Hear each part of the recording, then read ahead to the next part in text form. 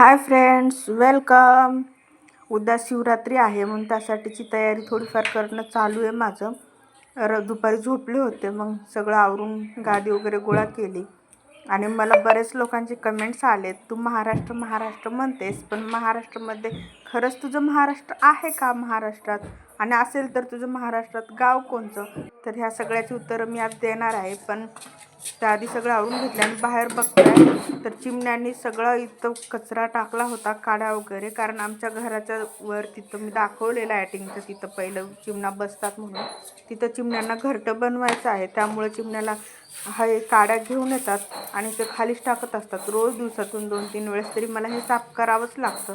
आणि माझ्या घरातल्या कचऱ्यापेक्षा खूप जास्त कचरा इथंच जमा होतो, असं म्हणून मला ते साफ करावंच लागतं. आणि चिमण्या आहेत म्हणून त्यांना हाकलवावं पण वाटत नाही, मारावं पण वाटत नाही, तरी म्हणून मी साफ करत असते. आणि त्यांच्यासाठी मी रोज तांदूळ आणि पाणी हे ठेवतच असते कंपल्सरी. जरी कचरा झाला तरी पण मला चिमण्या खूप आवडतात म्हणून मी हे रोज करतेच कामं.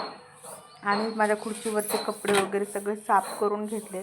जे धुवायचे होते ते धुण्यासाठी बाहेर काढले, कारण मी 7-8 दिवस झालं घरी नव्हते, गावाकडे गेले होते, म्हणून बरेच कपडे धुवायचे पडले होते. आणि पसाराही खूप झाला होता, गोंधळ वगैरे. तर मग मी सगळे धुवायचे व न धुवायचे सगळे बाजूला काढून घेतले आणि कपडे थोडे भिजत घातले. तर राहिला प्रश्न, मी महाराष्ट्रीयची आहे का? तर हो, मी खरंच महाराष्ट्रीयन आहे. ते तेलुगू आहेत. बऱ्याच लोकांना वाटतं ते तेलुगू आहेत म्हणून मी खोटं बोलते, तर तसं नाही आहे. मी थोड्या दिवसापूर्वी माझे व्हिडिओ शेअर केले, त्यामध्ये मी दाखवले की मी महाराष्ट्रामध्ये आले आहे. मी महाराष्ट्रामधल्या नांदेड जिल्ह्यामध्ये नायगाव तालुका आहे, त्यामधल्या कोलंबी गावात राहते. म्हणजे माझं प्रॉपर माहेर ते आहे कोलंबी, पण माझे मम्मी पप्पा पुण्यामध्ये राहतात म्हणून माझं कोलंबीला तेवढं जाणं होत नाही, कारण तेच येत नाहीत, कधीतरी येतात तेव्हा मी जाते. तर हे आहे माझं खरं, मी महाराष्ट्राचीच आहे. आणि बरेच लोक म्हणतात ते तेलुगू आहेत, मी मराठी आहे, म्हणून लव्ह मॅरेज आहे का? लँग्वेज प्रॉब्लेम आहे. आणि खूप आमचे दोन्ही राष्ट्रांमध्ये खूप डिफरन्सेस आहेत. आणि बरेच म्हणतात एवढ्याला आमची ओळख कशी? तर आमचं लव्ह मॅरेज नाही आहे, आमचं अरेंज मॅरेजच आहे माझ्या.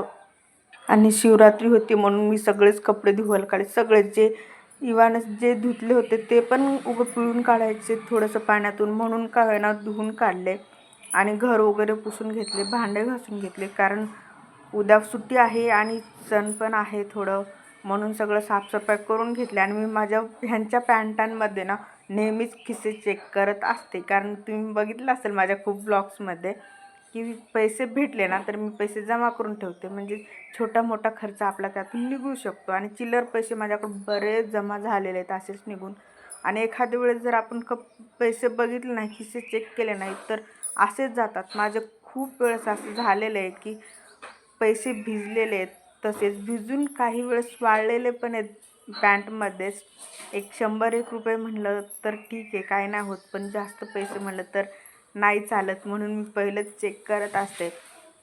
आणि इथं काही मुलींना मेहंदी काढायची होती म्हणून त्या पण येणार होत्या सांच्या पारी, म्हणून म्हणलं आज लवकरच काम करून घ्यावं खूप सगळं, कारण मुली मेहंदी काढायला आल्या ना खूप येतात आणि त्यांना फुल नवरी टाईप दुल्हन टाईप मेहंदी काढायची असते खूप लॉंग, म्हणून आधी प्रिपरेशन सगळं घरचं करून घ्यावं. भांडे वगैरे घासायला टाकले आणि मी माझ्या गॅसला चांगलं धुवून घेते. मी दिवसातून किंवा घेतच असते माझा गॅस घासून, नॉर्मली पुसून घेते स्वयंपाक झाल्याच्या नंतर, तरी पण मला गॅस घासून एकदम स्वच्छ राहावं असं वाटतं. मी गावाकडे गेले होते ना तर असं बऱ्याच घरी बघितलेलं आहे, तर आपण तेवढं काही लोक बरेच लोक असं रोज गॅस घासत नाही, बस पुसून घेतात. तर बऱ्याच लोकांच्या गॅसला असं चिकट पण आलेला असतो आणि मला ते अजिबात आवडत नाही. माझी शेगडी आजही नवीन दिसते, त्याला 3-4 वर्ष झालेत, कारण मी रोज धुवून घेत असते, धुवून घासून, म्हणून स्वच्छ दिसते. आणि मला हँडमेड वस्तू बनवायला खूप आवडतात माझ्या हाताने. मी तुम्हाला माझ्या घरातला पडदा वगैरे दाखवलेला आहे, खूप सुंदर दिसतो तो. 200 रुपयामध्ये पण खूप सुंदर झालेला आहे. मला असं आता वाटतं, उन्हाळा दिवस चालू आहे, दिवस खूप मोठा आहे, तर म्हणलं चला बनवावं. आता बघू, आयडिया आहेत थोडं दिमागामध्ये काय बनवायचं, कसं बनवायचं वगैरे. बनवताना दाखवेलच तुम्हाला आणि नंतर सांगेल पण तुम्हाला आवडलं तर मला सांगा, बघू कसं होतं. आणि मी दुपारी चपात्या बनवले होते, त्यामुळं किचन ओट्यावर पीठ वगैरे सांडलं होतं. मग किचन ओटा घासून घेतला. जर तसंच ठेवलं ना तर ते चिकटून बसतं. आणि मी त्यांना डब्याला भातच देते, तुम्ही बघितलं असेल. पण मला जास्त तर आता पहिलं खात होते मी, लग्नाच्या पहिल्यापासून मग मी सारखं भात खात होते. तुम्हाला माहिती आहे एक गोष्ट, मी जेव्हा लहान होते ना, मी नुसतं भातच खायचे ना, तर माझे पप्पा मला बोलले होते लग्नासाठी, थांब तुझं लग्न ना तेलुगूच्या ह्याच्यामध्येच करून देतो, म्हणजे तू नुसता भातच खा. ते असंच वाटायचं, असंच बोलायचं, पण ते रिअल झालेलं आहे. आणि मी गावाकडे गेले तर गावाकडे माझ्या नणंदबाईंनी वांगे दिले होते. मी काही ब्लॉग्समध्ये दाखवले की त्यांचं किचन गार्डन आहे, त्यांचं खूप मोठं हे भाजीपाला वगैरे खूप लावलेलं आहे झाडं त्यांचे. तर खूप वांगे दिलेत. मी म्हणत होते नको, कारण तेवढं वांगे आवडत नाहीत, पण त्यांनी दिलेत, खा शेजाऱ्या पाजाऱ्यांना द्या म्हणून.